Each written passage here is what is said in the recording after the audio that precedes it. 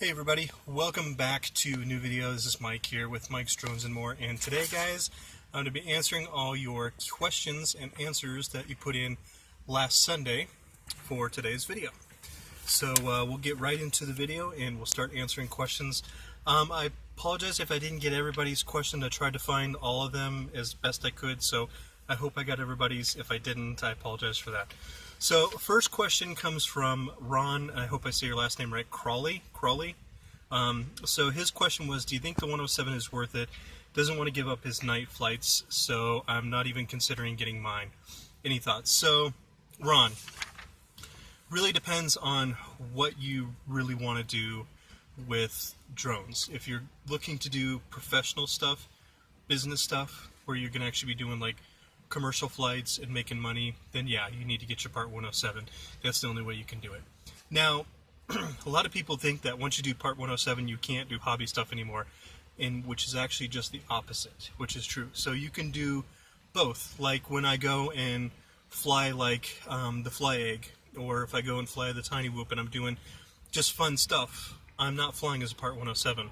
I'm flying as just purely a hobbyist, and you can do that. You can interchange as well.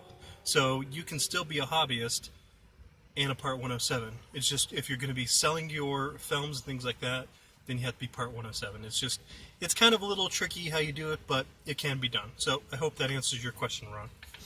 Okay, question number 2 comes from Dwyn 1977 Abel. So I guess Dwinable? I hope. Okay. So his question is, it's the ProMark P70 VR. A few days ago, the app stopped working correctly, Wi-Fi connects, camera pans through the controller, but when I hit play, I just get a loading circle, video doesn't come up.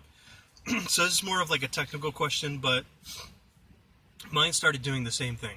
And I think it's just the Wi-Fi on board is not very good or something, or just, it's either the Wi-Fi or it's the app, one of the two. I don't know what it is. I think it's their app, it's just not that great. I have contacted ProMark several times myself to try and get an answer for you guys, and I as well don't even get an answer. I did talk to one ProMark guy, and that was probably about 5 months ago, and he said he was going to try and, help out more, and obviously that never panned out. So that's why I decided to go with the action camera. Plus, you get better footage with the action camera. That little camera, you only get 720p. And it's, kind of got some jello in it, so that's why I use that just basic generic stabilizer and things like that. So I hope that answers your question. Third question comes from Jon C. So what makes the DJI Phantom 2 Vision Plus and the Phantom 3 Standard different except for support? So obviously, like you said, different kind of apps. So for number one, DJI no longer produces the Phantom 2 Vision Plus, so you can't buy it from their site at all. You'd have to buy it offline, like through Facebook Marketplace or Craigslist or something like that. Another thing is that the Vision Plus 2, it only went up to 1080p and no higher than that. So that was the kind of extent of it. They both have a 3-axis gimbal, but that one only went to 1080p, where the PS3, it goes up to 2.7K, which is almost 4K resolution. On the display for the PS2, you only get a 480p resolution coming through from the video feed, where the the Phantom 3, you get a 720p connection, and it's a lot better connection. Plus, you get just better flight board, better connection. All in all, it's a better machine. It's totally and completely different. They're based on the same platform, like the same actual model platform, the plastic, but the innards are completely different. The 3 is a lot more, it's just better, basically, all around. So that's, I hope that answers your question. Next question comes from David Smith. So David wanted to know other people's issues with their Hubsan flying away. I have no issues with that. What do you think the problem is? So I haven't had any flyaway issues with the Hubsan that I tested out either. So a lot of that comes down to environment. A lot of things can affect drones, especially Wi-Fi drones. Things like power lines, power lines can extremely, you guys have seen in some of my other videos where power lines can affect how the drone flies correctly. Wi-Fi interference from houses, from other Wi-Fi repeaters, schools, buildings, everything in between. So that can also affect. I mean, there's just tons and tons of things that can affect, you know, the reason they fly away. So I hope that answers that question for you. Next question came from Joey, and I hope I say this right, Ruffin or Ruffin.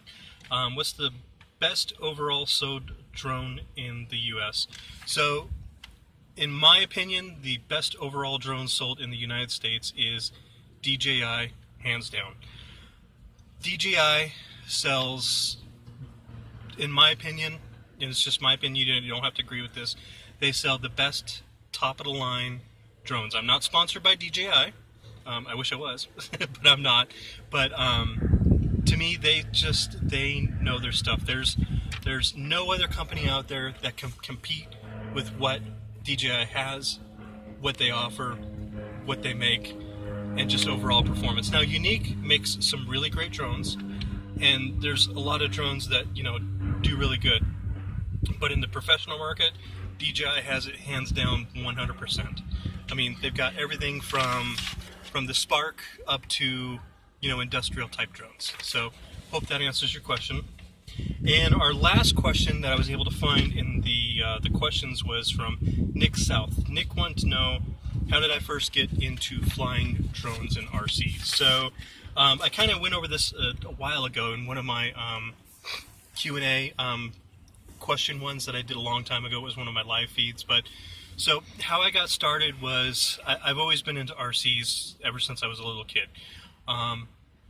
When I was about 18 or 19, I started racing dune buggies on like dirt tracks.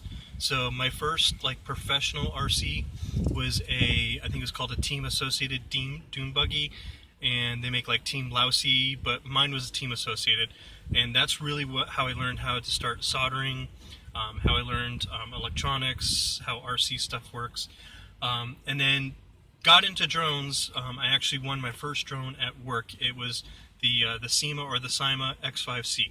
That was my very first drone I ever learned, and I trashed that thing. It ended up in the neighbor's yard, up on the neighbor's roof. It ended up across the park, up in a tree 60 feet up, and things like that. So, I mean, it was an awesome drone. But that's really what kind of got me excited about it and learning about it. And then, as you guys know, I got the Pro Mark, stepped up, and then started from there into DJI. So really, that's the very first drone I ever owned, was the SEMA X5C, because I'd always been interested in helicopters and airplanes. Not so much airplanes, but more the helicopters. I never really got into the RC planes much. So I hope that answers your question. So guys, thank you for all the questions for this week's. If you have more questions for me, guys, go ahead and leave those in the comments for me down below, and then I will go through all the comments and we'll pick next week's questions if we get participation, and then we'll just keep doing this on a weekly basis. The racer that I'm going to be building is a 220 millimeter, so I've got all the parts. They're just coming from China, so I am waiting for those to come in. The flight board came in last night for the CTW 105 Mini. So I'm going to be doing a short review video on the flight board, and then after that I'm going to be soldering it up and getting it connected. It looks like it fits perfectly on that little carbon fiber, so I can't wait to get that out and share that flight with you guys. And I've got some more videos coming up, so you just have to wait for those. But thank you guys for all the awesome support. Again, thanks for the comments, and what are your questions, guys, that you want to know? And I'm also going to probably maybe put some polls up and some questions so you guys can interact as well. So, yeah, tell me, what do you guys, what do you want to know? Do you want to know more about certain drones? Do you want me to review certain drones? Let me know what you guys want, because I give that feedback to my sponsors like GearBest and the other companies that I work with. And I tell them that, okay, the people that are watching my videos, here's what they want. Here's what they want me to review. If I give them that feedback and they watch the videos, then I can do more reviews for you that you guys want. If you don't tell me what you don't want me to review, then I can't, Now keep in mind, I can't get like all the DJI products because those are really super expensive, and most of the companies won't provide that. I don't have the subscriber base to be able to do those yet. Hopefully once we get up there. But like I said, I'm trying to get away from the toys and more into the racers and more of the professional side for you guys. But I will start do some of the toys too as well. So that's not a problem, because I think those are fun, and I think they're great for beginners.